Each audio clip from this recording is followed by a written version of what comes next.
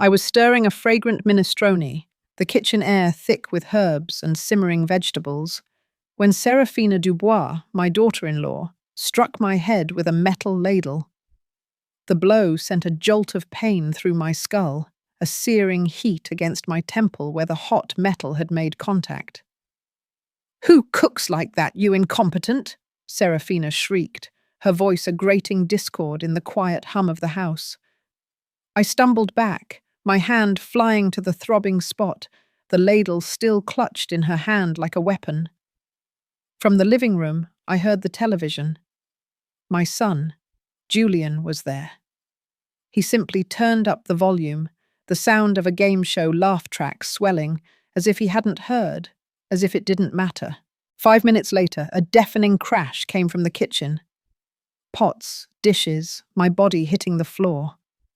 Julian ran over, his face already pale, and froze in the doorway. "Mom, what did you do?" he whispered, looking at me sprawled among the wreckage of my own dignity. But what neither of them knew in that moment was that I still had one last card hidden. A card that would change everything. My name is Ilara Vance. I am 71 years old, with hands calloused by decades of kneading bread for others, and a heart that until recently believed blindly in family loyalty. What a fool I was, how blind I had been. 6 months ago, I buried my husband, Silas. 50 years of marriage, a tapestry woven with shared laughter, quiet comfort, and unwavering support, evaporated one April afternoon when his heart decided to give up while he was watering the geraniums in the backyard. I found him there, on his knees, the hose still dripping water onto his worn leather shoes, a serene expression on his face, as if he had simply fallen asleep amidst the blooms he loved so much. Since that day, my world became silence and yellowing photographs. I was left alone in a house that was too big, surrounded by memories that hurt to touch, echoing with a presence that was no longer there. The scent of his pipe tobacco lingered in the study, his reading glasses still rested on the nightstand, and every corner held pieces of us that now felt like shards. Julian, my only son, insisted that I move in with him and his wife. "You can't be alone, Mum. At your age, it's dangerous." He sounded genuinely worried over the phone, his voice laced with the concern I had always cherished. I wanted to believe him. I needed to believe him. The loneliness in Silas's big house was a physical ache, a cold emptiness that settled deep in my bones. So, I packed my life into 4 suitcases, each one heavy with not just clothes, but the weight of a past I was leaving behind. I left the house where I raised my son, where Silas and I used to dance in the kitchen on Sundays to old jazz records, where every corner held pieces of us. It felt like tearing a page from a book, knowing I could never go back to that chapter. Julian's house was modern, with gleaming polished concrete floors and furniture that looked straight out of a minimalist magazine spread, all sharp angles and muted tones. It was beautiful, undeniably, but it felt cold, impersonal. Serafina, my daughter-in-law, greeted me with a smile that didn't quite reach her eyes. Her perfectly sculpted eyebrows remained arched in what seemed like perpetual skepticism. "Welcome, Ilara," she said, without calling me mother-in-law, without calling me mom. Just Ilara, as if I were a stranger, a casual acquaintance, an intruder in her pristine domain. From that very first day, a chill settled over me, a premonition that I had made a profound mistake, but it was too late to go back. My old house was already listed, the keys handed over to a real estate agent. There was nowhere else for me to go. I settled into the guest room, a small, meticulously organized space at the end of the hall, with a window that overlooked a dark, narrow alley. It felt more like an afterthought than a welcoming space. I carefully hung Silas's photographs on the wall, creating a small, familiar shrine in this alien environment. I neatly arranged my sensible grey dresses in the closet, trying to make myself invisible. That, I soon learned, was my new role, existing without being in the way, a ghost in a house of the living. Mornings began early. I rose at 6 o'clock before the sun had fully chased away the night. I brewed coffee, the rich aroma a small comfort, and made breakfast. Scrambled eggs, perfectly toasted sourdough, freshly squeezed orange juice. Julian came down first, always in a hurry, always absorbed in his phone, his thumb a blur across the screen. "Thanks, Mom," he would mumble, a fleeting acknowledgement, without ever looking up. Serafina appeared later, typically wrapped in a luxurious green silk robe that shimmered with her every movement, her dark hair perfectly styled, even at that ungodly hour. She sat at the sleek marble island and scrutinized every detail of my work with critical, assessing eyes, as if evaluating a culinary performance rather than a meal prepared with care. "The coffee is watery," she would state, her voice flat, devoid of warmth. "The eggs have too much salt." Never a thank you, never an acknowledgement of effort, only a relentless critique. I just nodded, offered a small, placating smile, and tried again the next day, striving for an impossible perfection. I wanted to be useful.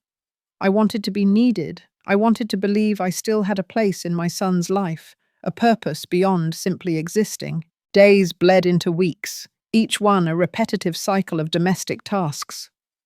I cleaned, cooked, did the laundry, pressing Julian's shirts with a precision I once reserved for Silas's Sunday best.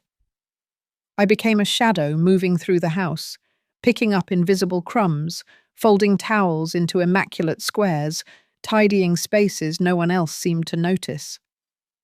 Serafina worked from home, always on what she described as important calls, always stressed, her voice carrying a thin edge of irritation. When something went wrong in her day, a dropped call, a missed deadline, a minor inconvenience, I was the easiest, most convenient target. "Why did you leave this here?" she would snap, pointing a perfectly manicured finger at a stray teacup I had forgotten on a side table. "You can't do anything right." Julian was present during these moments, often within earshot, but he never said a thing. He just looked the other way, retreated behind his laptop screen or the newspaper, as if it wasn't his problem, as if I wasn't his mother. His silence was a constant, dull ache, more painful than any of Serafina's sharp words. There were nights when I stayed awake, listening to the wall clock tick every second, each beat a tiny hammer against my heart. I wondered what I had done wrong. Where had I failed as a mother? Why did my son allow me to be treated this way?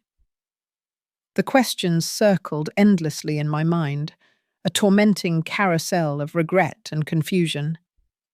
Tears fell silently onto my pillow, soaking the linen, and I dried them before dawn, before anyone could see, because I couldn't show weakness. I couldn't give them a reason to get rid of me, to confirm Serafina's unspoken belief that I was a burden.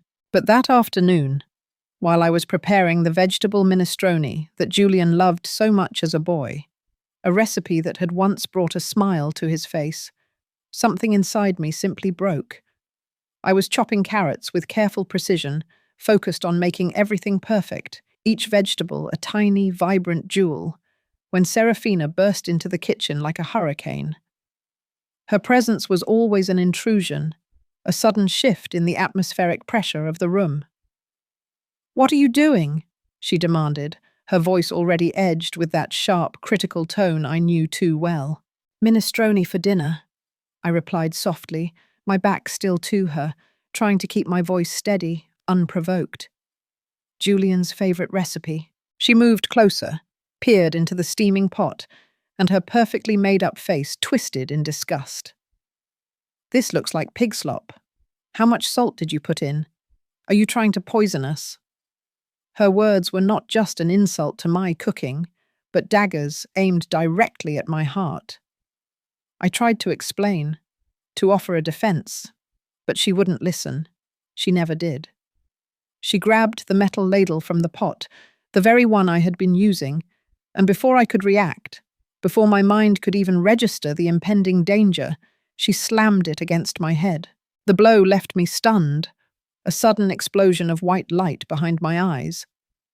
I felt the intense, concentrated heat of the metal, the boiling liquid of the soup running down my hair, scalding my scalp, the sharp, searing pain in my temple. "Who cooks like that, you incompetent?"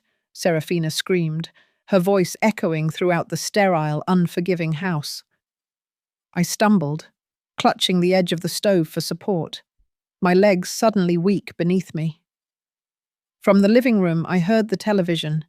Julian was there.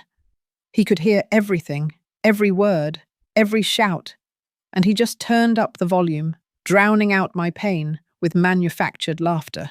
That was the moment something inside me went out. The physical pain, sharp and immediate, was nothing compared to the profound, crushing betrayal of that silence, of that deliberate act of turning away. My son, the boy I carried in my womb, whom I raised with every ounce of love and sacrifice I possessed, chose the sound of a TV show over my suffering.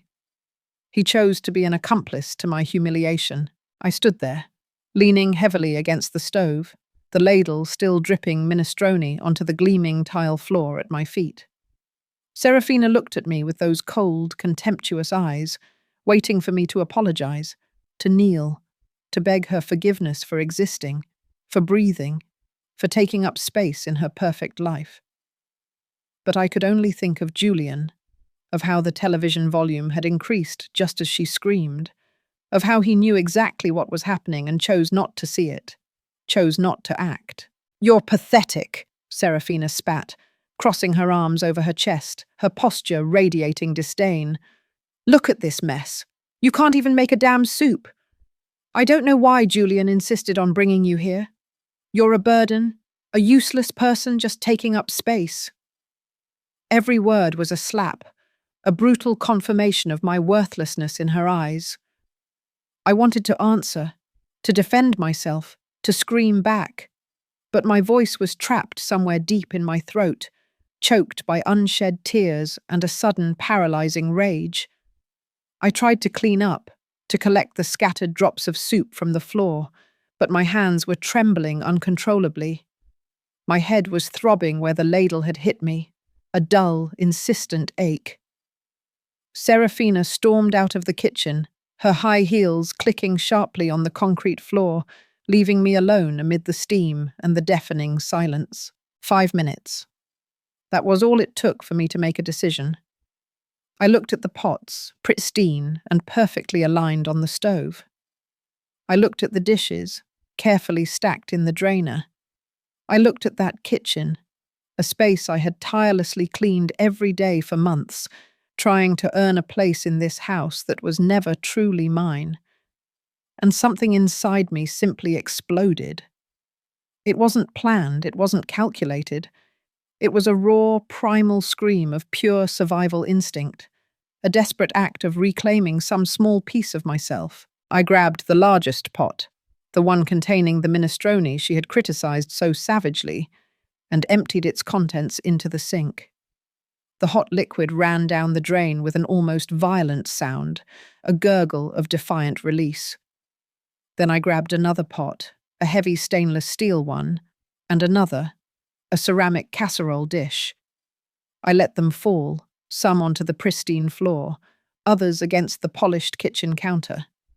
The plates slipped from my hands, shattering with a satisfying crash. The cups splintered, shards flying.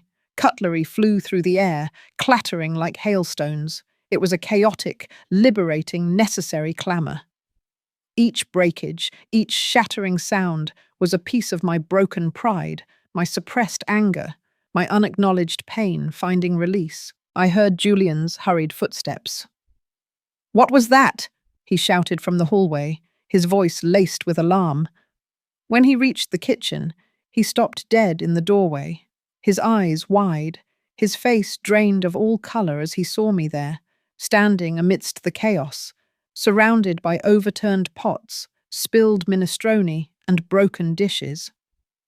There was a thin trickle of blood on my temple where the ladle had hit me, stark against my grey hair. "Mum, what did you do?" he whispered, his voice barely audible, but he didn't come closer. He didn't touch me. He just looked at me as if I were to blame for everything, as if I had orchestrated this destruction purely out of malice. Serafina appeared behind him, her expression of horror quickly morphing into pure, unadulterated fury. "She's crazy! Your mother is completely insane," she shrieked, pointing at me as if I were a dangerous animal, an unpredictable threat. "Look at this mess. She destroyed my entire kitchen. Call someone, Julian. This woman needs to be locked up." Julian looked at me. I looked back at him, my eyes pleading, hoping he would say something, anything, that he would defend me, that he would at least ask why I had done this, what had pushed me to this brink. But he just shook his head, a look of profound disappointment, of shame, clouding his features. "Mom, why? Why do you do these things? Why?" I repeated, and my voice sounded hoarse, broken, raw. "Your wife hit me with a boiling ladle, Julian. She hit me. And you turned up the television volume." The words came out like knives, sharp and precise, aimed directly at the wound he had inflicted. He blinked, confused, or perhaps feigning confusion. "I didn't hear it, Mum. I didn't know what—" "Liar." The word hung between us like poison, thick and suffocating. "You were there. You heard everything, and you chose to do nothing." Serafina stepped between us, her face red with rage, her body language a barrier. "I won't tolerate this. I won't live under the same roof as this ungrateful old woman who respects nothing. Julian, you have to choose. Either she leaves or I do." Her ultimatum hung in the air, cold and definitive. The silence that followed was worse than any scream.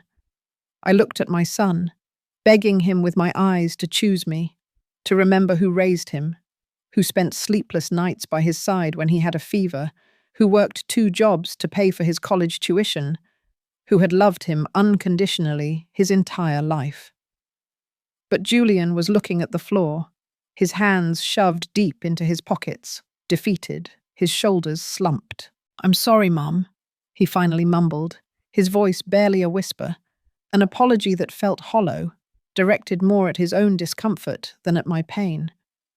"But I think it's better if you look for somewhere else. This isn't working. You're causing problems. You need to leave." The world stopped. My heart stopped. Everything stopped. "You're kicking me out?" I asked, though I already knew the answer. My voice was eerily calm, devoid of all emotion. "Your wife hits me, and you kick me out. It's not like that, Mum. It's just that Serafina and I need our space. You need your independence. It will be better for everyone." He spoke in rehearsed phrases, empty words that someone else, undoubtedly Serafina, had put in his mouth. My son wasn't there anymore. Only a stranger with his face remained. "When?" I asked, feeling the tears start to burn behind my eyes, held back by a fragile thread of dignity. "Tomorrow morning. I'll call you a taxi. You can stay in a hotel while you find something permanent. I'll help you with some expenses." He was dismissing me like an incompetent employee, a problem to be neatly tidied away. He didn't even have the courage to look me in the eye. That night, I didn't sleep. I stayed sitting on the edge of the bed in that small, impersonal guest room, looking at Silas's photographs, wondering what he would say if he could see me now. The silence was a physical weight, pressing down on me, heavy with unspoken questions and profound sorrow. I packed my things slowly, methodically, folding each item carefully, as if external order could contain the internal chaos, the storm raging within my chest. At dawn, I heard the taxi horn, a harsh summons in the quiet morning. Julian was waiting for me at the door, with $200 in his hand, a meager offering that felt like an insult after everything. "For you to settle in," he said, still unable to meet my gaze. I didn't hug him. I didn't say goodbye. I just took the money, grabbed my suitcases, now heavier than ever, and left that house without looking back, walking away from the life I thought I had, the family I thought I belonged to. The taxi driver, a young man with kind eyes, asked me where I wanted to go. I had no answer. "To any cheap motel," I finally told him, my voice barely a whisper. He took me to a place on the outskirts of the city, one of those roadside hotels with flickering neon signs and carpets that smelled perpetually of dampness and stale cigarettes. The room cost $30 a night. I did the math in my head. With $200, I could survive for less than a week. The reality was a cold slap. The motel room was small, with stained beige walls and a bed that creaked ominously every time I moved. There was a window overlooking the parking lot, where cars came and went at all hours of the night, their headlights sweeping across the room. The neon light of the motel sign flickered every few seconds, bathing everything in a sickly, reddish glow. I sat on that bed, surrounded by my 4 suitcases, and for the first time in months, I cried without restraint. They weren't silent tears. They were deep, racking sobs that came from some dark, cavernous place in my chest. Years of accumulated pain, swallowed humiliations, unspoken words, all poured out of me. I cried for Silas, who had left, leaving me alone in a world I no longer recognized. I cried for Julian, the child who once hugged me tight and called me his hero. I cried for myself, for the woman I had been, and who now didn't know who she was. When the tears finally dried, only the emptiness remained, a vast, desolate landscape within me. I looked at myself in the small bathroom mirror under the cruel fluorescent light. A 71-year-old woman stared back at me. Deep wrinkles etched around my eyes, now swollen and red. My grey hair was messy, disheveled. There was a faint, purple mark on my temple where the ladle had hit me, a brand of my humiliation. I touched the wound gently and felt how the physical pain was almost a relief compared to the other pain, the one without a name, the one that resided in my soul. The days began to blur into an indistinguishable haze. I stayed in the room, watching television without really seeing it. The meaningless images, a background hum to my despair. I ate the bare minimum, my appetite long gone. I only went out to buy something from the vending machine in the hallway. Salty chips, lukewarm instant coffee, dry granola bars. Once, the machine swallowed my last $2 without giving me anything in return. I stood there, watching the money disappear, and felt it was a perfect metaphor for my life. Everything I offered was taken, and I was left with nothing. I sent messages to Julian. At first, I tried to be dignified. "Son, I need to talk to you." Nothing. Then I tried to be more direct. "Julian, I'm running out of money." Silence. Finally, I stopped trying. The messages were marked as read, but there was never a response. It was like shouting into a bottomless pit, the echo of my own voice the only reply. A week later, the money ran out. The motel receptionist, a man in his 40s with a prominent belly and tired, indifferent eyes, knocked on my door.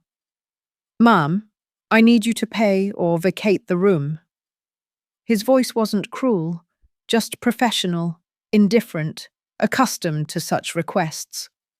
I explained my situation, begged for one more day, but he just shook his head.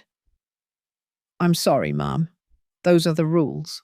I packed my suitcases again, 4 suitcases that now weighed like corpses, heavy with the remnants of a life that no longer existed. I dragged them through the parking lot under a scorching sun, not knowing where to go. a profound and terrifying void ahead of me. I walked for hours. My feet ached, blisters forming. My hands were raw and blistered from carrying so much weight, the straps digging into my flesh. But I kept going, because stopping meant accepting that I had nowhere to go, that I was truly, irrevocably, alone. I ended up in a sprawling public park near downtown. There were worn metal benches under ancient oak trees, pigeons, sardines, pecking at scattered crumbs, children playing on swings, their joyous laughter a sharp contrast to my internal torment. I sat on a secluded bench, hidden behind a thick hedge, and watched life continue as if I didn't exist, a ghost in plain sight. A woman passed with her young daughter. The little girl looked at me curiously, her innocent gaze lingering, but her mother pulled her hand, quickening her pace, as if poverty were contagious, something to be avoided. That was my first night sleeping on the street. I didn't really sleep. I stayed seated, clutching my purse to my chest, startled by every noise, every shadow. There were other homeless people in the park, mostly men, who huddled under cardboard, their forms indistinct in the dim light. One of them, a man with a kind, weathered face, approached me. "Eat it, Grandma. You have to be careful out here," he said, offering me a piece of stale bread wrapped in a napkin. I took the bread with trembling hands and thanked him, my voice thick with emotion. He nodded, a silent understanding passing between us, and walked away, dragging a large bag full of cans. The days turned into a brutal survival routine. I searched for food in the dumpsters behind restaurants. At first, I was disgusted. The stench, the grime, the shame. But hunger, I discovered, is stronger than pride. I found day-old bread, bruised fruits, leftovers that people had left on their plates. I ate hidden in alleys, behind dumpsters, where no one could see me, trying to retain some semblance of dignity in the face of utter degradation. There was a small church a few blocks away that served soup on Tuesdays and Thursdays. I lined up with dozens of other people, all with broken stories etched on their faces, their eyes reflecting a similar despair. A young volunteer, her face radiant with compassion, served me the bowl with a gentle smile that, paradoxically, made me feel even smaller, more visible in my shame. "God bless you," she would say. I just nodded, unable to form words, my throat tight with a lump of unshed tears. Nights were the worst. Cold, long, and full of a pervasive fear. I lay on the hard park bench with my suitcases arrayed around me like sentinels, using my thin sweater as a makeshift blanket against the chill. I heard distant sirens, occasional shouts, the constant, indifferent hum of the city that never slept. I thought about Julian, lying in his comfortable, heated house, tucked into his soft bed, while I shivered under the cold, indifferent stars. I wondered if he thought about me, if he cared, if he even knew his mother was sleeping on the street. One morning, a police officer woke me with his flashlight, its beam a sudden, harsh intrusion. "Ma'am, you can't stay here. You have to move." I explained that I had nowhere to go, my voice raspy from disuse. He sighed, tired of hearing stories like mine, weary of the endless tide of human suffering. "There's a shelter 6 blocks away. Go there." He gave me the address and left, his duty done. I tried to go, dragging my heavy suitcases, but the shelter was full. "Come back early tomorrow," they told me. Always tomorrow. Always wait. Never now. 2 weeks passed like this. Or maybe 3. I lost count. The days blurred into a hazy continuum of exhaustion and hopelessness. My clothes were dirty, stained, my hair greasy, my skin covered in grime. I had become one of those invisible people that everyone avoided looking at, a statistic, a shadow, a forgotten piece of the city's underbelly. But in the midst of all that suffering, something strange happened. I started to remember things I had forgotten, fragments of a life long buried under the demands of family. I remembered that before I married Silas, I wanted to study literature, to immerse myself in words and stories. I remembered that I once won a poetry contest in school, a small, forgotten triumph. I remembered that there was a time when I had my own dreams, my own aspirations, before becoming a wife, a mother, a grandmother, a shadow. One afternoon, while searching through my suitcases for a clean blouse, a futile exercise as there were none, I found an envelope I didn't remember packing. It was old, yellowed at the edges, with my name, Ilara, written in Silas's unmistakable, elegant handwriting. My heart leaped, a sudden, unexpected flutter of hope in my desolate chest. I opened it with trembling hands. Inside was a letter, beautifully penned, and several folded documents. The letter began, "My dearest Ilara." I immediately recognized when he had written it. It was from 2 years ago, when Silas had been hospitalized with pneumonia, a severe bout that had truly frightened us both. I thought it had just been a scare, a moment of vulnerability. But now I understood that he had faced his own mortality, stared it down, and prepared for a future without him. "If you are reading this, my love, it means I am no longer with you," the letter said, his voice resonating in every word, a ghostly comfort. "Forgive me for not telling you everything while I was alive. I always wanted to shield you from the worries of money, of business, of legal complexities, believing I was protecting you. But now I see it was a mistake to keep you in the dark." My eyes filled with tears, not of sorrow this time, but of a complex mix of love, regret, and dawning understanding. "For the last 30 years, Silas's elegant script continued, I made investments, small at first, then larger. I bought properties when no one wanted them, in neighborhoods that later became valuable. I saved every extra cent. I did it all thinking about our future, about your security. I never told you because I didn't want you to worry, because I wanted to surprise you in our old age with the peace of mind of knowing you would be well taken care of, free from any financial burdens." My breathing quickened, a sudden, frantic rhythm. I unfolded the documents that accompanied the letter. They were deeds, property titles, investment certificates. My eyes scanned the papers, unable to believe what they were seeing. An apartment building downtown. Another one in the northern area. Company stocks, bank accounts with numbers that seemed impossible, zeros stretching on and on. My hands were trembling so much that the papers almost fell to the ground. I read each document once, twice, 3 times, trying to process the sheer volume of information. There were 13 properties listed, all in my name. 13. Entire buildings, individual apartments, commercial spaces. And one of those addresses was painfully familiar. Magnolia Street, number 452. It was the building where Julian and Serafina lived.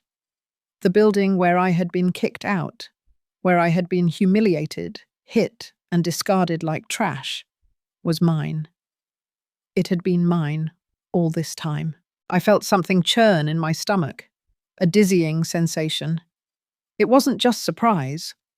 It was a potent mixture of disbelief, pain, and something darker, colder, that was slowly beginning to grow within me, a seed of furious indignation. Silas's letter continued on the second page. "Contact the lawyer, Alistair Finch. He has all the original documents and will help you with everything. His number is at the end of this letter. Ilara, my love, never let anyone make you feel less than you are. You are a strong, capable, valuable woman.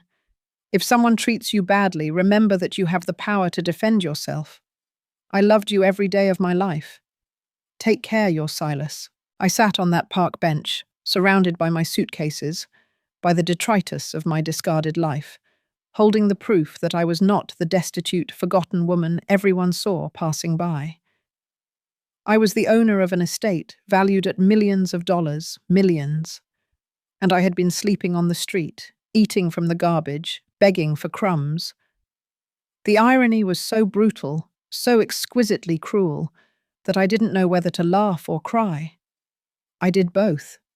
I laughed like a madwoman, a harsh, guttural sound, as tears streamed down my dirty cheeks, mingling with the grime.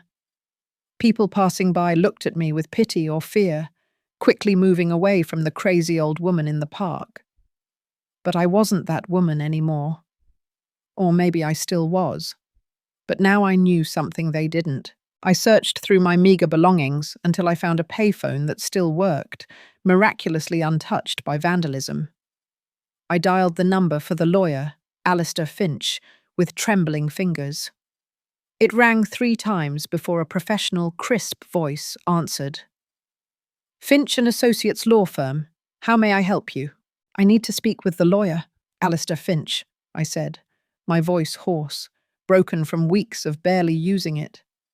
"It's about Silas Vance." There was a brief pause. "Who is speaking, please?" "I am Alara Vance, Silas's widow." Another pause, longer this time, filled with a sudden, palpable shift in tone. "Mrs. Vance, we have been trying to contact you for months. Where are you?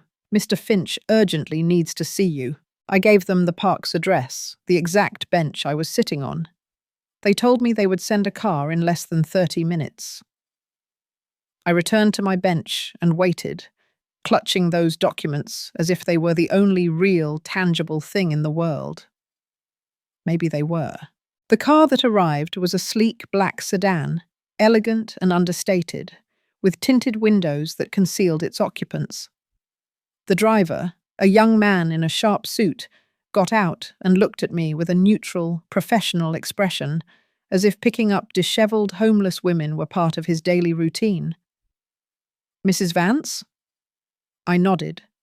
He efficiently loaded my 4 suitcases into the trunk and opened the back door for me. The interior smelled of fine leather and expensive air freshener. I felt dirty, out of place, but I didn't care anymore. A strange resolve had settled over me. The law firm was in the financial district, in one of those gleaming glass buildings that reflected the sky like a giant mirror. We went up in a silent, swift elevator to the 15th floor. The receptionist, a poised woman with perfectly styled hair, looked me up and down, her gaze lingering on my dishevelled appearance. But she didn't say anything. She just pointed down a plush, hushed hallway. "Mr. Finch is waiting for you in his office." Alistair Finch was a man in his late 50s, with perfectly combed grey hair, sharp, intelligent eyes, and thin-rimmed glasses perched on his nose. He stood up when I entered, and for a split second, I saw surprise flicker across his face at my state, at the stark contrast between his elegant office and my appearance, but he quickly replaced it with a professional, composed expression. "Mrs. Vance, please have a seat. Can I offer you water? Coffee? Something stronger?" "Water, please," I managed, my voice still barely a whisper. He poured a glass from a crystal carafe and handed it to me. I drank it in long, desperate gulps, as if I hadn't had clean water in days, which, in a way, was true. "Mrs. Vance, we have been trying to locate you since Mr. Silas passed away," Mr. Finch began, his voice calm and reassuring. "We left messages at your old house. We sent letters. Your son told us you had moved, but he didn't provide us with a contact address or number." "My son," the words came out bitter, acrid. "My son kicked me out of his house 3 weeks ago. I've been living on the street." The lawyer frowned, a genuine crease forming between his eyebrows. "I understand. I am very sorry to hear that, but I want you to know that your financial situation is very, very solid. Your husband was an extremely foresightful man. Have you reviewed the documents he left you?" I took the wrinkled envelope from my purse and placed it on his immaculate desk. "I found them yesterday. I don't understand everything they say. Alistair looked them over carefully, his expression unreadable. Ah, I see. These are duplicates. I have the certified originals here, secured in our vault. Allow me to explain your current situation, Mrs. Vance. You are the owner of 13 properties in this city, valued at approximately $8 million in total. Additionally, you have investments in various funds and stocks worth an additional $2 million. Your husband also left you 3 bank accounts with readily available cash of approximately $500,000. The numbers floated in the air like something unreal, incomprehensible. $10 million. $10 million. And I had been searching for food in dumpsters. It can't be real, I whispered, the words barely audible. It is completely real, Mrs. Vance. And there's something else you should know.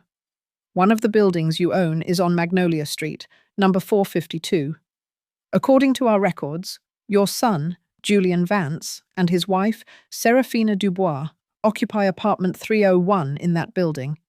Is that correct? I nodded slowly, a dawning comprehension chilling me to the core. That's correct. Then you should know that they have been living there under a reduced rent contract that your husband granted them 5 years ago. They pay barely $400 monthly for an apartment that would be worth $2,500 on the current market. It was a family favor, a gesture of generosity that Mr. Silas granted them. $400. Julian was paying a pittance to live in a luxury apartment, thanks to his father's generosity. And he had kicked me out onto the street. He had left me with nothing, believing me to be destitute. The raw injustice of it burned through me. The lawyer continued speaking, explaining intricate details about taxes, property management, legal complexities, but I barely listened. My mind was processing something else, something much more fundamental. Can I cancel that contract? I asked suddenly, interrupting him, my voice firmer than I expected. Alistair stopped, removing his glasses, and looked at me attentively. You are the owner, Mrs. Vance. You can do whatever you wish with your properties. However, there are legal procedures we must follow. You can't simply evict them without proper notice. I don't want to evict them yet. The words came out cold, calculated, like polished stones. I want them to adjust their rent to the market price. $2,500, you said. Have them pay that. The lawyer nodded slowly, a flicker of something that looked like approval in his eyes. That is absolutely within your rights. We would have to notify them 30 days in advance about the change in contract terms. Are you sure you want to proceed? Completely sure. Alistair took notes on his computer, his fingers flying across the keyboard. Very well. I will prepare the necessary documents immediately. Now, Mrs. Vance, there are more immediate matters we must attend to. Your housing situation, for example. You have several options. You can move into any of your unoccupied properties, or I can help you find a temporary place while you decide what to do, Kurt. I want to see the other buildings, all of them. I want to know exactly what I own, of course. We can organize visits starting tomorrow. In the meantime, allow me to arrange a hotel room for you, an appropriate place where you can rest and recover. He stood up and made a quick call, speaking in hushed, efficient tones. In minutes, everything was coordinated. A 5-star hotel downtown, an executive suite, all paid for from my own account. Before I left, Alistair handed me a sleek, platinum bank card. This has access to one of your checking accounts. There are $50,000 available for immediate expenses. Use what you need. And Mrs. Vance, one more thing. Your husband asked me to tell you something if you ever came to see me under difficult circumstances. He made me promise. He took a sealed envelope from a drawer, its edges crisp. He told me verbatim, if my Alara comes to you beaten down by life, give her this and tell her that I always knew she was stronger than she thought she was. I took the envelope with hands that, to my surprise, no longer trembled so much. I opened it right there, in front of the lawyer. It was another letter from Silas, this one shorter, written in bold black ink on thick, luxurious paper. My love, if you are reading this, it means someone hurt you enough that you sought help. I know your pride. I know how hard it is for you to ask for anything. But I want you to know one thing. I built all this for you. Every property, every investment, every penny saved was thought of for the day when I would be gone, and you would need to defend yourself. Don't let anyone, not even our own blood, make you feel small. You're a giant, Alara. You always were. Now prove it. Tears streamed down my cheeks as I read. A different kind of tears this time. Tears of revelation, of a strength I hadn't known I possessed. Alistair had the delicacy to look away, pretending to review some papers, granting me a moment of privacy. I folded the letter carefully and put it away with the other one. Silas had known. Somehow he had known that one day I would need this, that I would need a shield, an armor, a castle of my own. The hotel was everything my life had ceased to be. Soft carpets that muffled every sound, sheets that smelled faintly of lavender, a bathroom with a massive marble tub, gleaming fixtures. I stood in the middle of the executive suite for several minutes, just looking, taking it all in. It seemed unreal. 24 hours ago, I was sleeping on a park bench, my only possessions, my 4 suitcases. Now I was in a room that cost $300 a night, a world away. The first thing I did was take a bath. I filled the tub with hot water to the brim, adding fragrant bath salts I found on the counter, and submerged myself completely. The water darkened with weeks of grime, a visual representation of the burden I was shedding. I scrubbed my skin until it tingled, almost hurt, washed my hair 3 times, removing every trace of the street from my body. When I got out, I wrapped myself in a plush white robe that hung behind the door. It was so soft, so luxurious, it almost made me cry again, but this time from a profound, overwhelming sense of comfort. I ordered room service, a clear, restorative broth, fresh baked bread with sweet butter, succulent roast chicken, a crisp salad, and a rich chocolate dessert. When the food arrived on a cart with a pristine white tablecloth, I sat down and ate slowly, savoring every bite. It wasn't just food, it was dignity, it was power. It was proof that I still existed as something more than a shadow, more than a burden. That night, I slept 12 hours straight. I slept without being startled, without fear, without cold. I slept without the constant hum of anxiety in my chest.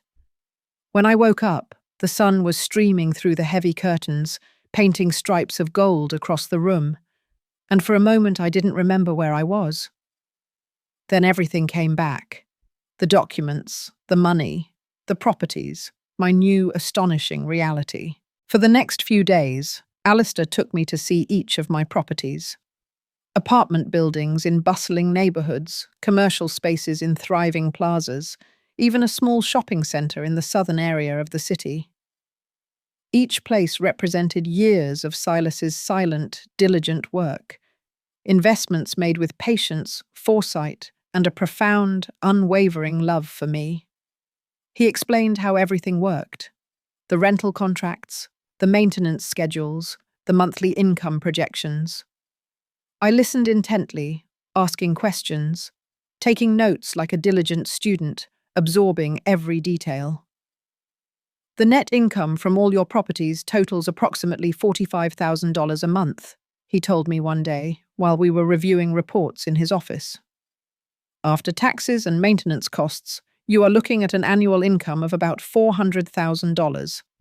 That's without touching the principal capital, Mrs. Vance. $400,000 a year. And I had been begging for a bowl of soup at church. The irony was still brutal, but now there was something else in its place. A cold, hard determination. A plan was forming in my mind. A cold, calculated, patient plan. Alistair, I said one afternoon, interrupting his explanation of capital gains. I need us to make some changes, but I need them to be done discreetly, without anyone knowing that I'm the one behind it. He leaned back in his leather chair, intrigued, a slight smile playing on his lips. What kind of changes? First, the building on Magnolia Street. I want to raise my son's rent to the market price as we discussed, $2,500. But I also want you to review all the other contracts in that building. If there are other special arrangements, reduced prices, favors being granted, I want everything to return to normal market rates. Everyone. I want that building to operate as a real business, not a charity organization or a personal favor bank. Alistair nodded, taking copious notes. It can be done. Anything else? I want to buy new clothes. I want to change my appearance. And I want a business name, something I can use to sign documents, to appear in contracts. I don't want anyone to know that Alara Vance is the owner of all this. Not yet. We can create a legal entity, an LLC, Alistair explained. We choose a name, and all documents are signed under that name. You will be the hidden beneficiary. It's perfectly legal and very common in the real estate sector for privacy and liability. Perfect, I said, a faint smile touching my lips. Call it Veritas Holdings. Truth Holdings. It felt fitting. Over the next 2 weeks, I transformed. I went to exclusive beauty salons where my hair was expertly cut and dyed, covering the harsh grey with an elegant, warm brown. I went to high-end boutiques where attentive staff helped me choose clothes that fit me well, that made me look like the woman of resources I now was. Pearl grey dresses, earth-toned pantsuits, dark green silk blouses, cashmere sweaters. Nothing flashy, everything classy, understated elegance. I bought new glasses with modern frames that softened my features. I got a manicure, a pedicure. I learned to use a little makeup, subtly covering the deepest wrinkles, enhancing my eyes. I wasn't becoming someone else entirely. I was finding the Alara who had been buried under years of silent service, under the weight of expectations. Alistair continued to teach me. I learned to review complex financial reports, to understand intricate bank statements, to make sound business decisions. I learned quickly, discovering a part of me that had never had a chance to develop. I had spent 50 years cooking and cleaning, caring for others, but my mind was still sharp, capable, hungry for knowledge. You have a natural talent for this, Mrs. Vance, Alistair told me one day, genuine admiration in his voice. Your husband chose his investments well, but you have an instinct for seeing opportunities, for understanding the market.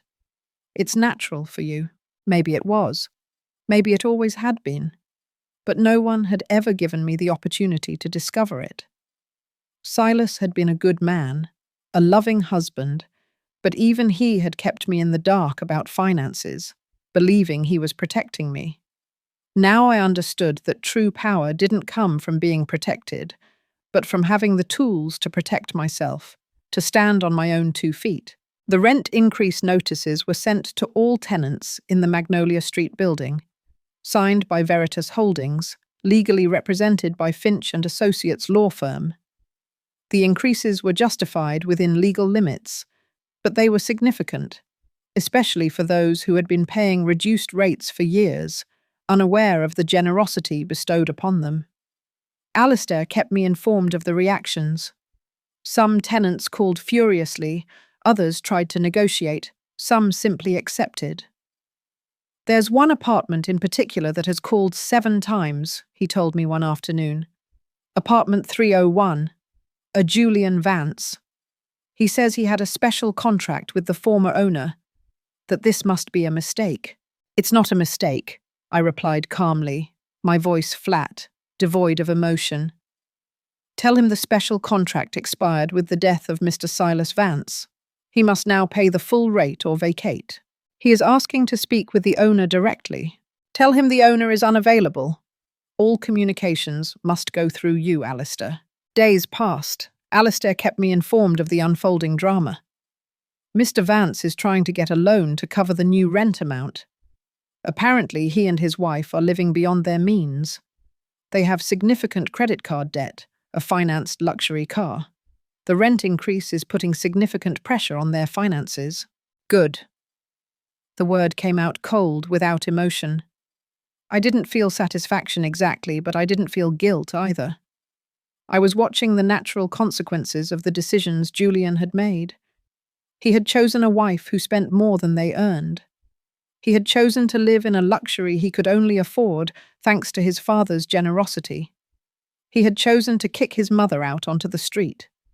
Now he was seeing the price of those choices, but I wasn't finished. There were other strings to pull, other levers to move. Serafina worked as an independent consultant from home.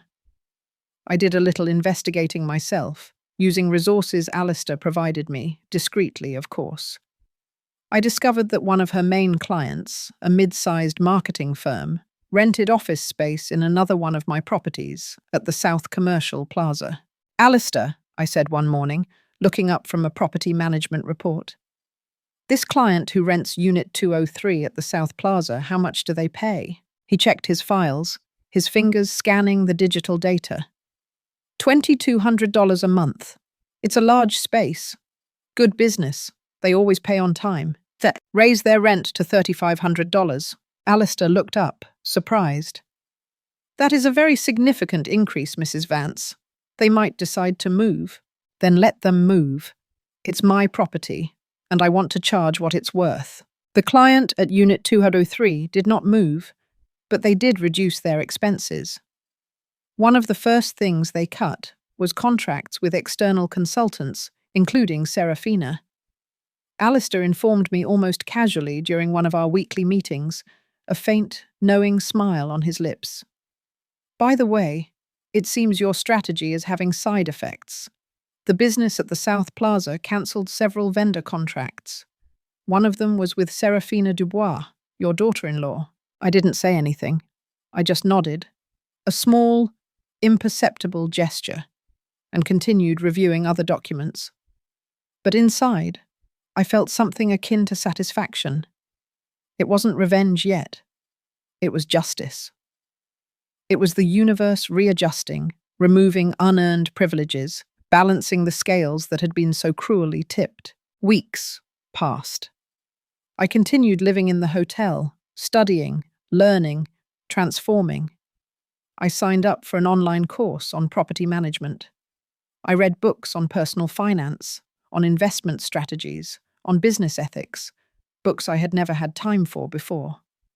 I met with other property owners that Alistair knew, listening to their stories, absorbing their experience, learning the nuances of this new world I inhabited. One afternoon, while having coffee on the hotel terrace, overlooking the bustling city below, Alistair called me.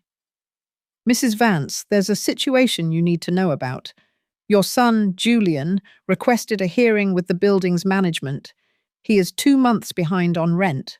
My heart gave a sharp, painful lurch, but I forced my voice to remain steady. Under standard policies, we have the right to initiate eviction proceedings, correct? That's correct. How much does he owe? $5,000 in total, plus late payment fees. $6,200 total. $6,200. I could have paid it with the money I had in my purse at that moment, but I wouldn't. Proceed with the eviction, Alistair, following all legal protocols, of course. Are you sure? Once we start, the process is public. It is filed in the courts. It will appear on his credit history, make it difficult for him to secure housing or loans in the future. I am completely sure. That night, I couldn't sleep. Not out of guilt or regret, but from a complex mixture of emotions that I didn't know how to name. I stood in front of the bathroom mirror, looking at the woman who stared back. She no longer looked like the stooped, broken figure who had arrived at Alistair's office 2 months ago. This woman had straight shoulders, a firm gaze, a jaw clenched with determination. This woman didn't beg. She didn't apologize for existing. This woman collected what she was owed. The following days were a whirlwind of legal activity. Alistair kept me informed of every step. The eviction notice was delivered. Julian had 30 days to pay the full debt or vacate the apartment. According to Alistair, my son had called the firm every day, sometimes several times a day, demanding to speak with the owner, asking for extensions, offering payment plans. "What did you tell him?" I asked. "What you instructed me to. That all policies apply equally to all tenants, that there are no exceptions, that if he cannot pay, he must vacate." Perfect. But there was something else Alistair didn't know. Something I had been investigating on my own. I had hired a private investigator, not to spy, but to understand. I needed to know how my son had reached this point. I needed to understand what had happened to the boy I had raised, the loving child who had vanished somewhere along the way. The report arrived a week later. It was sadder than I expected. Julian earned a decent salary as a sales manager, but Serafina spent 3 times what came in.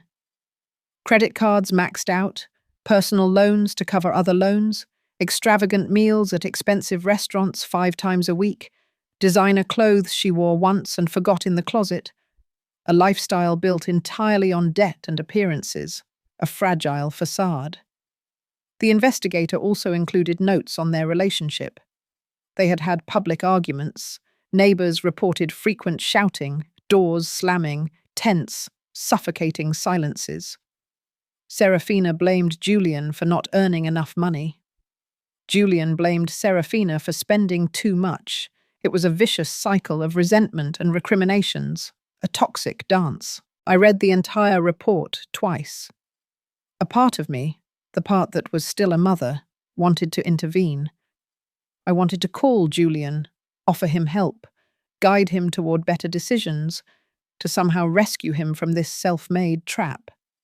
But the other part, the newer, stronger part, knew that would be a mistake.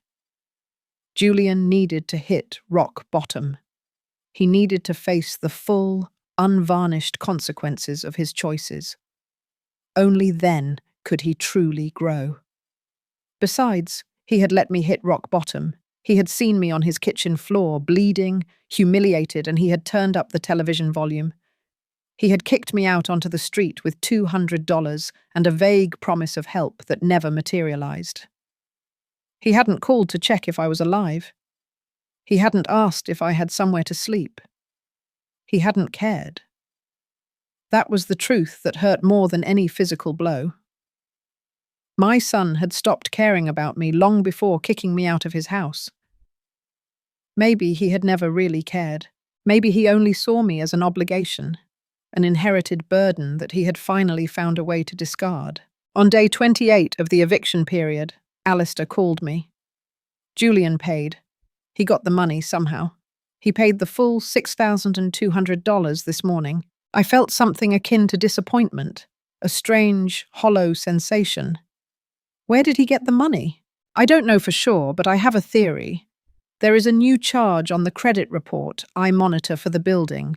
A personal loan from a quick loan company, 32% interest rate. He probably borrowed from there.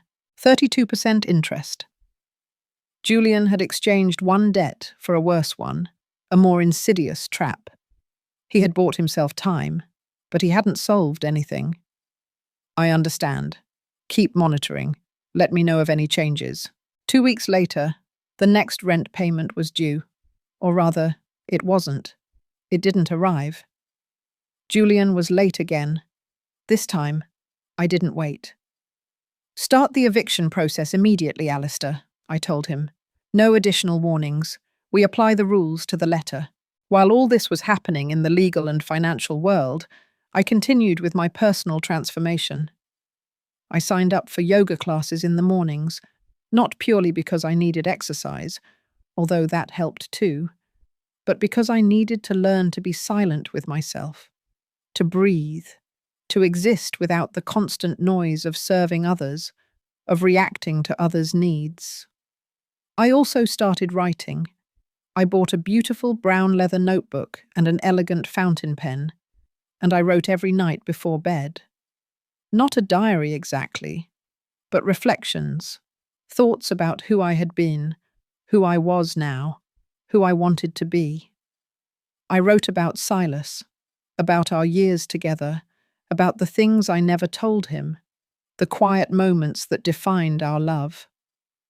I wrote about Julian, about motherhood, about how love is sometimes not enough, about the agonizing realization that you can raise a child with every fiber of your being, and they can still betray you. One afternoon, while writing on the hotel terrace, lost in thought, an elderly woman sat at the table next to mine. She must have been 80 years old, maybe more, with perfectly styled white hair and penetrating, intelligent blue eyes. "Excuse me for bothering you," she said softly, her voice raspy but kind. "But I've seen you here several times, always writing, always alone. And you remind me of myself some years ago." I smiled politely, expecting it to be a preamble to selling me something or preaching to me, but she just continued.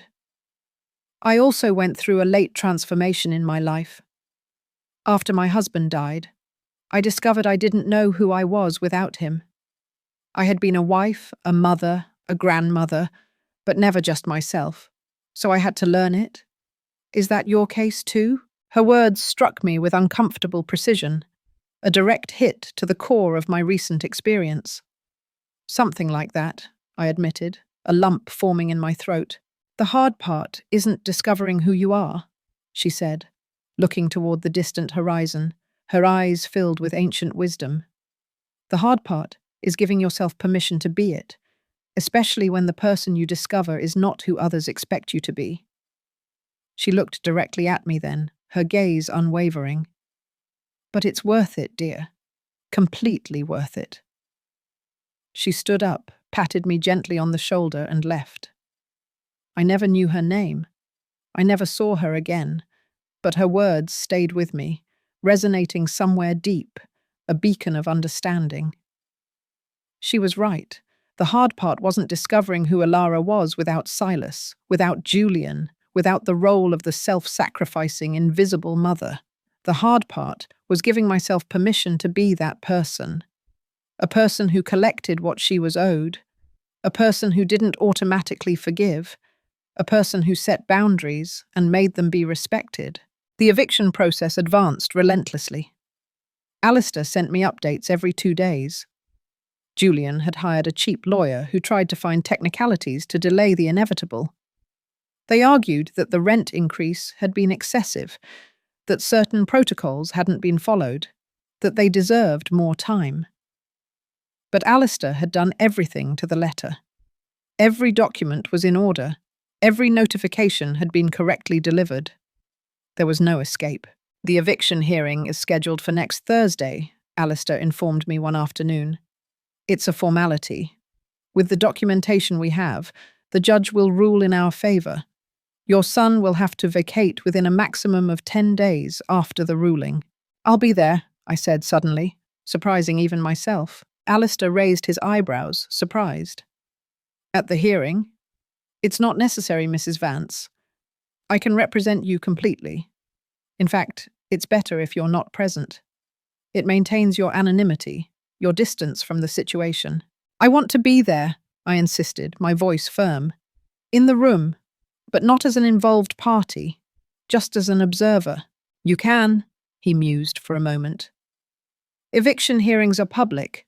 Anyone can enter and sit in the back benches. As long as they don't recognize you, there's no problem." Thursday arrived with a grey sky that threatened rain, mirroring the somber mood I felt. I dressed carefully, choosing a dark grey pantsuit and an ivory silk blouse, a subtle but powerful statement. I tied my hair back in a low, elegant bun. I put on my new glasses, applied a little subtle makeup, just enough to enhance my features without being overt. I looked at myself in the mirror and saw a woman Julian wouldn't recognize.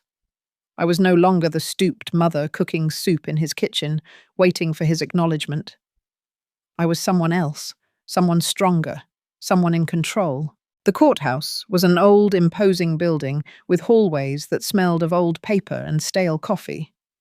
I arrived early and sat on the last bench in courtroom 3, where the hearing would take place, choosing a spot that offered a clear view of the proceedings without drawing attention to myself. There were other people waiting for their own cases, all with that anxious, tired expression that the legal system seems to produce. Julian arrived 15 minutes before the scheduled time. He came with Serafina and their lawyer, a young man in a cheap suit that had seen better days. My son looked terrible. He had lost weight, his face drawn, with deep dark circles under his eyes. His hair was messy, unkempt. Serafina, on the other hand, was perfectly groomed in an emerald green dress that was too elegant, too striking for a courthouse. High heels, impeccable makeup, but her expression was one of barely contained fury, a simmering volcano of indignation. They sat in the front row, their backs to me. I observed them as one watches a play, distant, analytical. Serafina whispered things into Julian's ear, making abrupt, agitated gestures, clearly annoyed, her voice a low, angry murmur. He just nodded, defeated, without the energy to argue. Their lawyer reviewed papers with a worried, harried expression. Alistair arrived exactly on time, immaculate in his dark suit, his leather briefcase clutched in his hand. He didn't look at me, just as we had agreed. He sat on the other side of the courtroom, organized, confident. He knew his trade and knew he had a solid case. The judge entered, a woman in her 60s with a severe expression and efficient, no-nonsense movements. Case number 3478, Veritas Holdings versus Julian Vance, the clerk announced. Julian's lawyer stood up first. He argued that the rent increase had been excessive, that his client had lived in the apartment for 5 years with a good payment history, that he deserved special consideration given the circumstances. His voice sounded unconvincing, even to himself. He knew he was losing. Alistair stood up calmly. He presented the documents, the original contract, the increase notifications, the late payment notices, all perfectly organized, an undeniable paper trail. He explained that the special contract had been a courtesy of the former owner, now deceased, and that the new management had decided to normalize all rents to the market price, completely legal, completely justified. Furthermore, Your Honour, Alistair continued, his voice resonating with quiet authority, the defendant not only refused to pay the new rent amount, but accumulated 2 months of arrears. He paid under eviction pressure on one occasion, but immediately fell back into delinquency. This demonstrates a clear pattern of inability or unwillingness to fulfill his contractual obligations. The judge reviewed the documents in silence, her expression unreadable. She looked at Julian. Mr. Vance, is it correct that you currently owe 2 months' rent under the new terms? Julian stood up with difficulty, his movements stiff, as if weighed down by an invisible burden. Yes, Your Honour, but the increase was so sudden, we didn't have time to adjust. If you could give us an extension, just 3 months to— Mr. Vance, the judge interrupted him firmly, her voice sharp. You were notified 30 days in advance of the change in terms, which is what the law requires.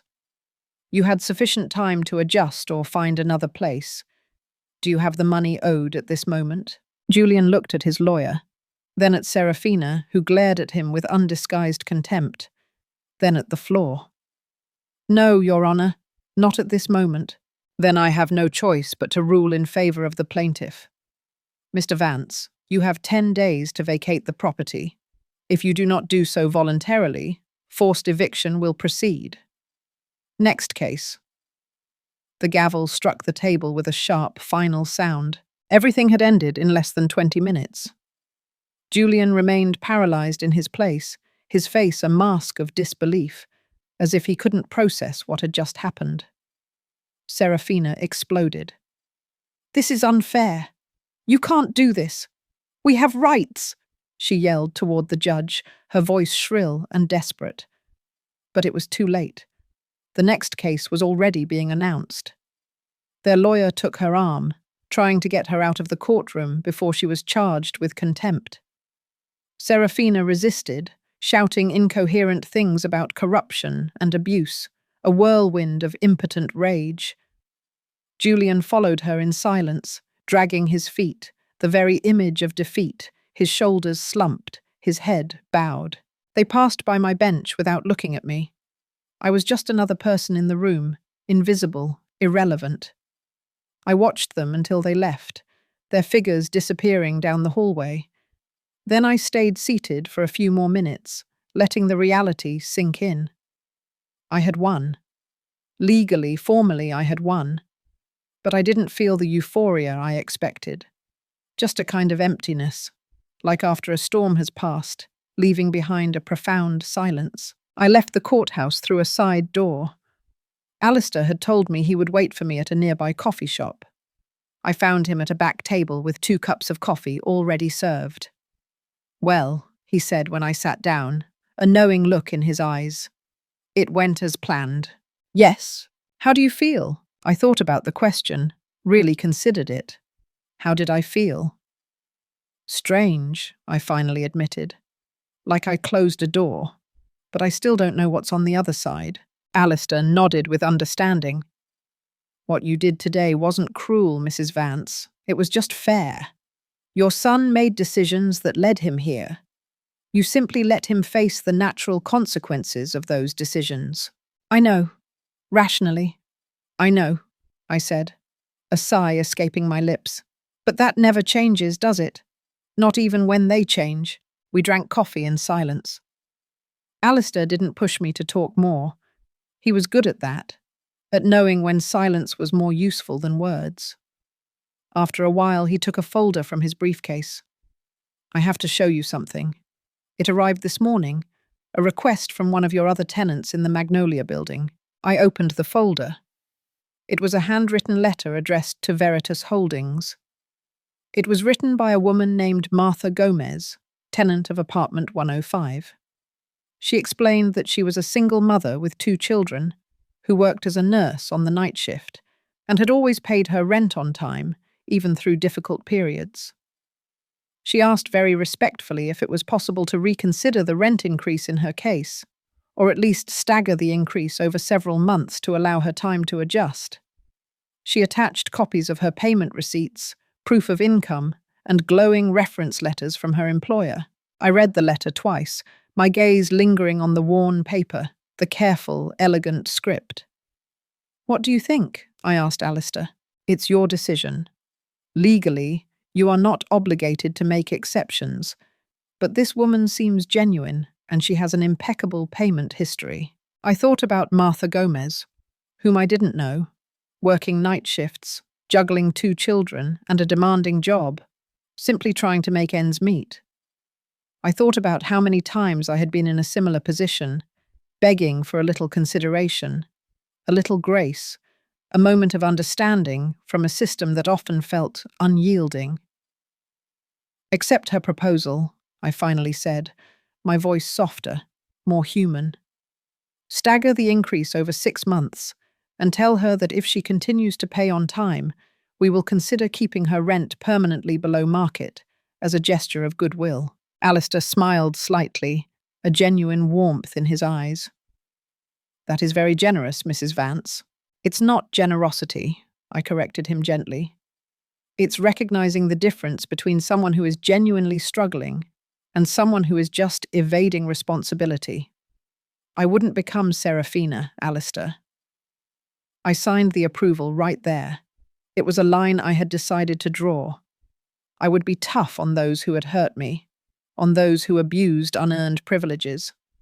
But I wouldn't become the type of person who ignores real suffering, who turns a blind eye to genuine hardship. I wouldn't become the person who chose to turn up the television volume. The following days were tense. Alistair informed me of Julian's desperate attempts to reverse the decision.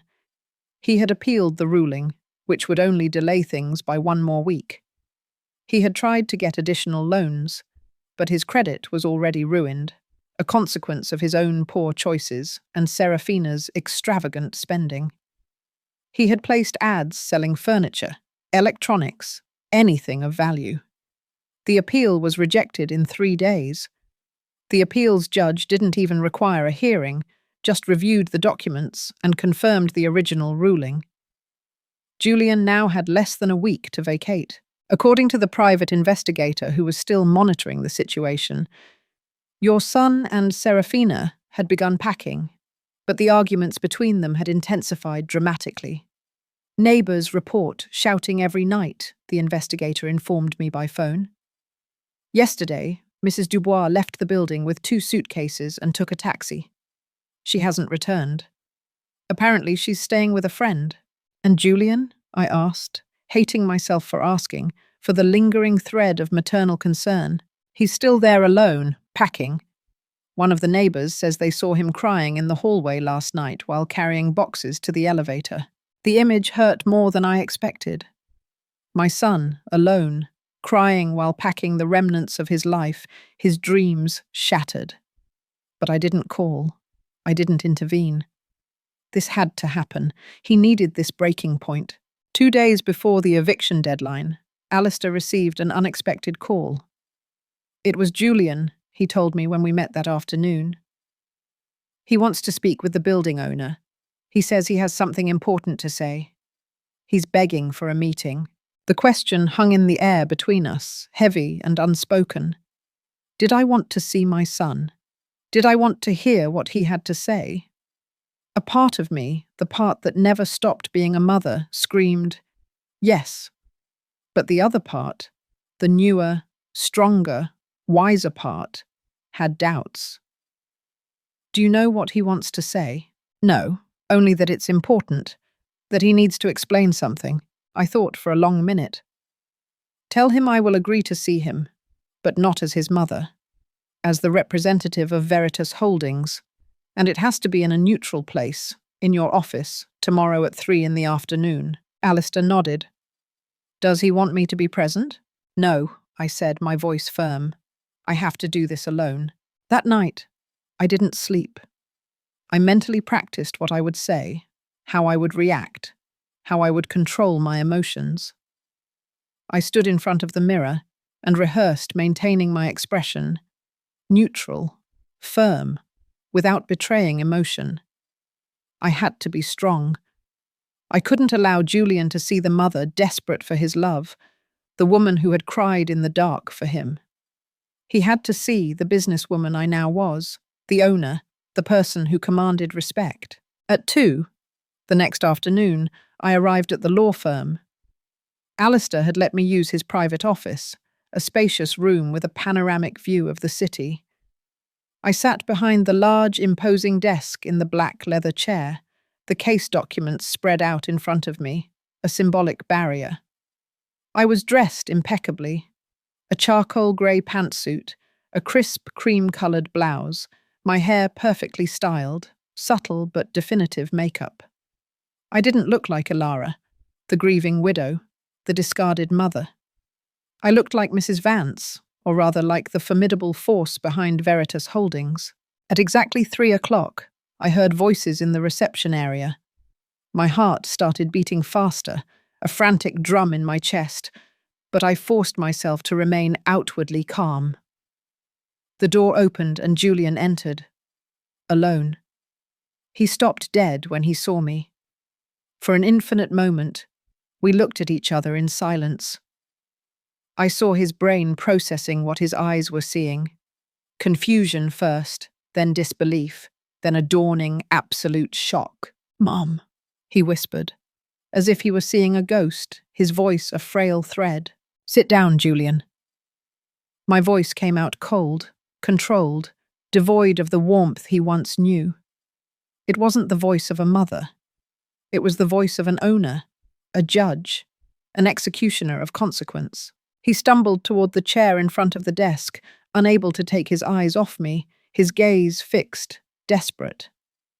"No, I don't understand. What are you doing here? Why are you dressed like this? Where have you been? I looked for you, Mum. I called you. I sent you messages. Lies. The word cut the air like a knife, sharp and unforgiving. I checked my messages. 0 calls, 0 messages. After kicking me out of your house, you never contacted me again. He opened his mouth, but no words came out. His eyes, swollen and bloodshot, filled with tears. Serafina said it was better to give you space, that you were angry, that with time. Serafina said, I repeated, my tone icy.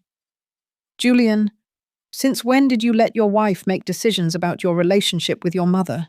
It wasn't like that. Things were complicated. Money, work. Serafina was stressed, and it was easier to forget about me than to deal with your wife. It wasn't a question. It was a statement of fact, a brutal truth. He lowered his gaze, unable to deny it, his shoulders slumping in defeat. The silence stretched, heavy, suffocating. Finally, Julian looked up, and I saw something different in his eyes, something beyond mere shock, a question forming. Mum, what are you doing here in this office dressed like this? Why did the lawyer let you use his office? I took a deep breath. This was the moment. I'm not using his office, Julian. He lent it to me because I am his client. I am Veritas Holdings. The colour drained from his face, leaving it ashen. What? The building where you live? The other 12 buildings in this city? The investments? The money? It's all mine. Your father left it to me. It was always mine. And you have been paying rent to live in my property. Julian stood up so fast that the chair almost fell over, his voice rising in disbelief. No, that's not... Dad never mentioned... Why didn't you say anything? Why would I have said anything? My voice rose slightly, allowing a little of the contained anger, the righteous fury, to surface. So you and Serafina could treat me like your landlady in addition to your maid? So you could ask for more favors, more discounts, more special considerations, knowing I had resources? We didn't know, he shouted, desperation in his voice. If we had known that you... What? I interrupted him, standing up as well, facing him across the desk, a formidable presence. Would you have treated me better? Would you have respected me more? Julian, respect shouldn't depend on how much money someone has. I was your mother. That should have been enough. He fell back into the chair, his head in his hands, his shoulders trembling. He was crying, his body racked with silent sobs. I'm sorry, I'm so sorry, Mum. I was a coward. I let Serafina treat you badly. I let her kick you out. I turned up the television volume when she was hurting you because I didn't want to confront her, because it was easier to sacrifice you than risk my marriage. The words I had waited months to hear had finally come out of his mouth, raw and agonizingly honest. But I didn't feel the satisfaction I expected. I only felt tired, and profound weariness settling deep in my bones. And now, Julian, do you only feel sorry because you discovered I have money? I asked, my voice softer but no less penetrating. Because I own the building where you live. Would you have come to apologize if you still thought I was a poor old woman with no resources, living on the street? He looked up, his face soaked with tears, his eyes red and swollen. I don't know, he admitted with a broken voice, a confession of utter defeat. I don't know, Mum, and that's the worst part. I don't know what kind of person I became. I don't recognize the man who did those things, who left his mother on the street, who chose comfort over decency. At least he was honest. That was something. I sat down again, calmer, the storm within me beginning to recede. Your marriage is falling apart, isn't it? He nodded miserably. Serafina left 3 days ago. She says she won't stay with a loser who can't even pay the rent. She says she deserves better. That all this is my fault. And what do you think? I think she's right. I think I am a loser. I lost my job 2 weeks ago. I was fired for being constantly late, for being distracted. for the stress, for my performance slipping. I have debts of over $40,000. My credit is ruined, and in 2 days I'm going to be homeless. It's ironic, isn't it? I left you homeless, and now I'm in the same situation. It's not ironic, I said softly, my voice barely above a whisper. It's karma. He looked at me with red, swollen eyes, a flicker of defiance in their depths. Have you come to watch me suffer? Is that what you wanted? Revenge? The question stopped me. Was that what I wanted? I had spent weeks moving pieces, pulling strings, applying pressure. I had watched my son fall apart piece by piece, an architect of his own destruction. And now that he was here in front of me, completely broken, completely exposed, did I feel satisfied? No, I finally said, surprised by my own answer, by the clarity that came with it. I didn't want revenge. I wanted justice. I wanted you to understand what it feels like to be discarded, ignored, treated as if you're worth nothing. I wanted you to hit rock bottom so you could start rebuilding yourself correctly, from a place of truth, not a place of false luxury and convenience. And did I achieve it? He asked with a voice barely audible, a desperate plea for validation. I hit rock bottom. What do you think? He thought for a long moment, his gaze fixed on some point beyond me, beyond the office walls. I think so. I think I can't fall any lower than I am now. No job, no wife, no money, no home, no dignity. Without you. The last 2 words came out as a torn whisper, a raw admission of his profound loss. I remained silent, letting his words float between us, filling the space with their weight. Julian had reached the bottom. I could see it in his eyes, in the way his shoulders slumped, in how his hands trembled on his knees. This was the moment I had been waiting for. The moment my son finally understood the true weight and cost of his actions. Do you know what the worst part of it all was, Julian? I finally said, my voice quiet, almost conversational, but laden with immense pain. It wasn't the blow with the ladle. It wasn't sleeping on the street. It wasn't searching for food in the garbage. It was the sound of the television volume going up. It was knowing that my own son heard me cry out in pain and chose to do nothing. That was the real abandonment. He sobbed, covering his face with his hands, his body shaking uncontrollably. I'm so sorry, Mum. If I could go back in time. But you can't, I interrupted him, my voice firm. No one can. We can only decide what to do with the time we have left, with the person we choose to be from this moment forward. Julian looked up, hope and fear mixed in his expression, a fragile flicker. What? What's going to happen now? I leaned back in the chair, studying him, really seeing him. My son, the baby I had carried in my arms, the child who ran to me when he fell, the teenager who hugged me fiercely before going off to college. All that was still there, buried under layers of bad decisions and cowardice. But there was also the man who had betrayed me, who had discarded me. Both versions were real. The eviction proceeds, I said firmly, leaving no room for doubt. I am not going to cancel it.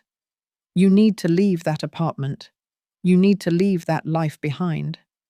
It's a clean break, a fresh start for you, whether you see it that way or not. His face crumbled, hope draining from it instantly. I understand. I have no right to ask you for anything. Just, can I ask you something? Where were you all those months? How did you survive before you discovered the properties? I told him. Not everything, not the full, brutal horror, but enough. The nights in the park, the hunger, the cold, the vending machine that swallowed my last dollars. Every word was a dart that I watched embed itself in him, a painful but necessary truth. He needed to hear it. He needed to understand the full cost of his abandonment.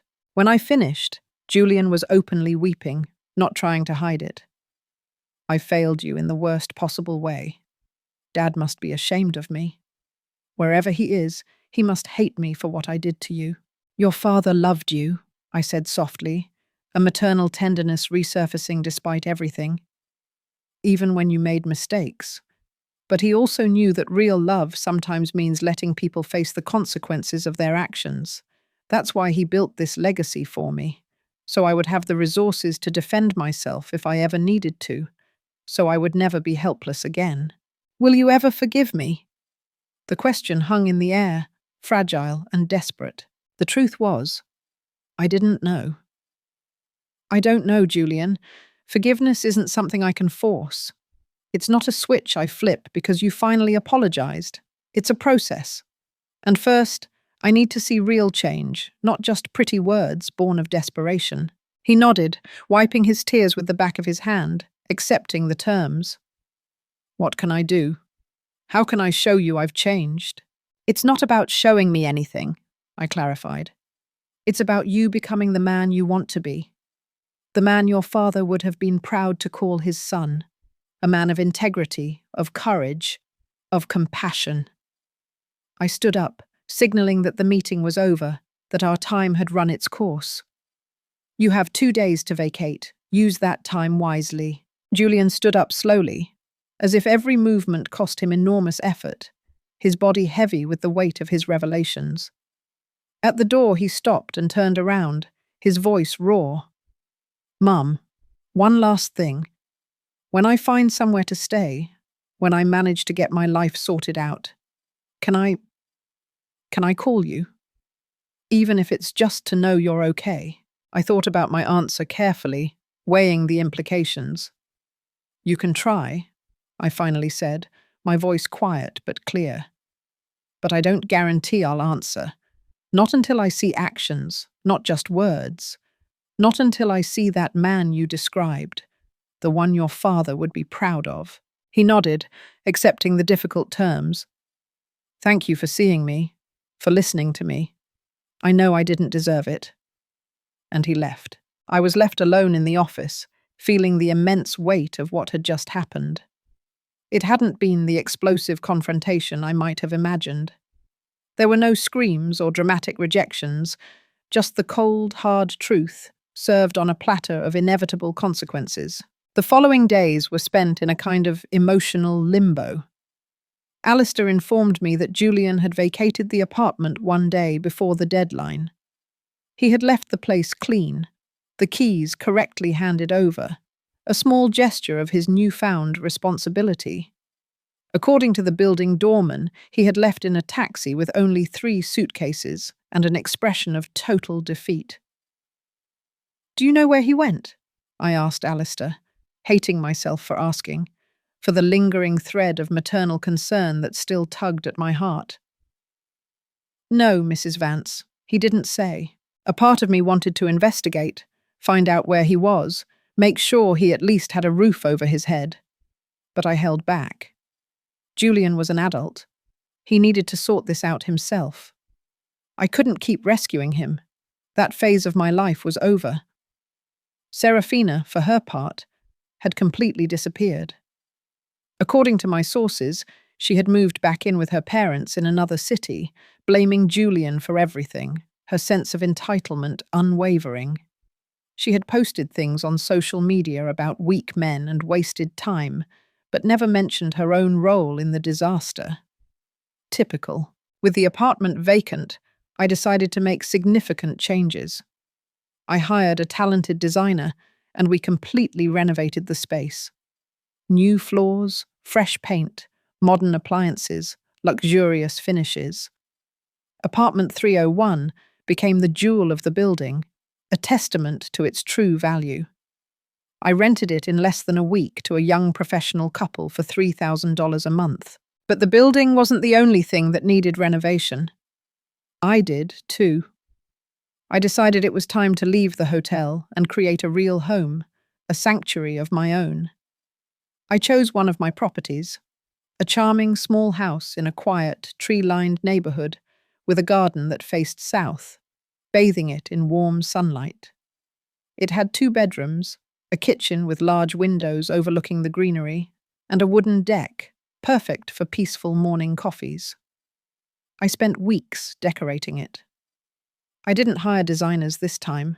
I wanted to do it myself, infusing it with my rediscovered sense of self. I chose simple but elegant furniture, warm colors, and textures that invited comfort. I hung Silas's photographs in the living room, but I also left ample space for new memories, new experiences. I planted fragrant roses in the garden, cherry tomatoes in pots on the deck, aromatic herbs next to the kitchen window. I enrolled in painting classes at a nearby community center. It turned out I wasn't terrible. My first attempts were disastrous, blobs of color without shape or meaning. But over time, I started creating things I liked.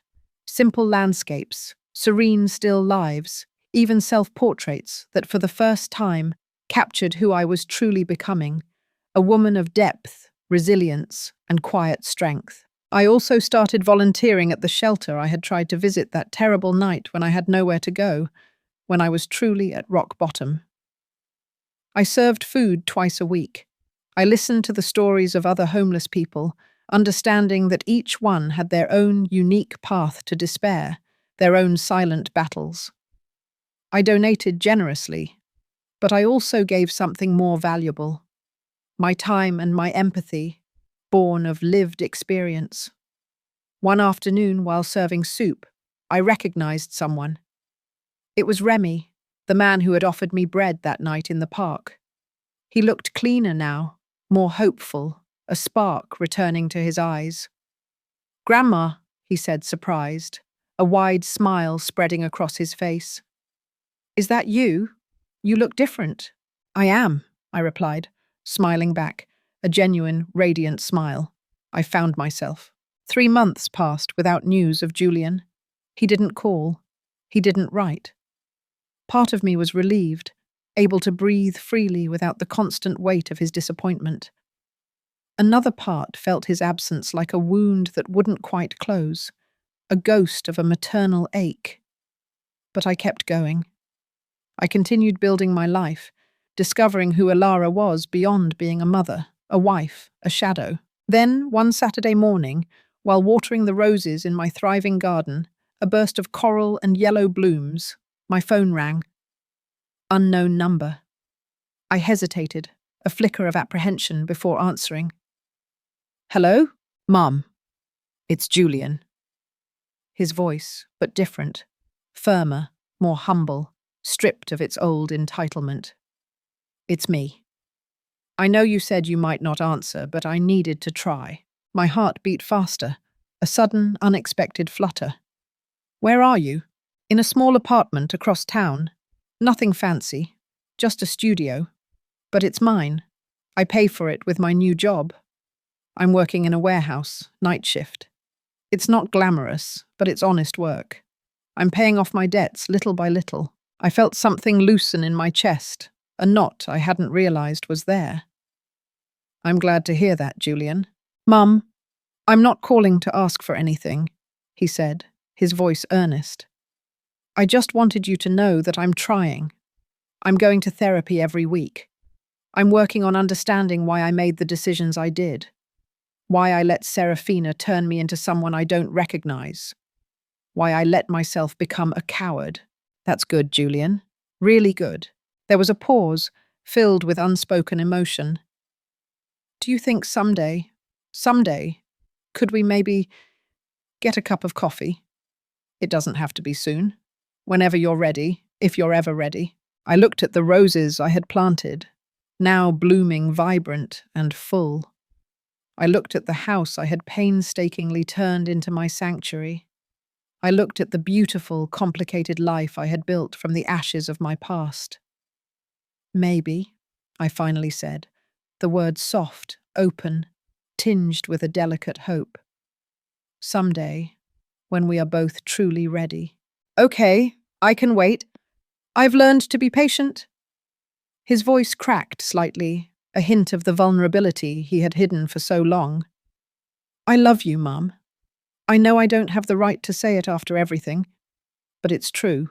"I know," I whispered, and I hung up. I sat on the deck with a cup of herbal tea, letting the morning sun warm my face. I hadn't completely forgiven Julian. Maybe I never would, entirely. The scars of his betrayal ran deep, but there was something more important than forced forgiveness. I had found peace. I had found my strength. I had found my voice. I had found myself. I took out my brown leather notebook and wrote, the elegant pen gliding across the page. I learned to forgive myself for waiting so long to defend myself. I learned that self-love is not selfishness. It is survival. It is dignity. It is the foundation upon which everything else is built. The wind rustled the leaves on the trees. A bird sang somewhere nearby, its melody clear and bright. And I, Ilara Vance, 71 years old, owner of 13 buildings, survivor of betrayal and abandonment, a woman reborn from her own ashes, simply existed, whole, free, entirely mine.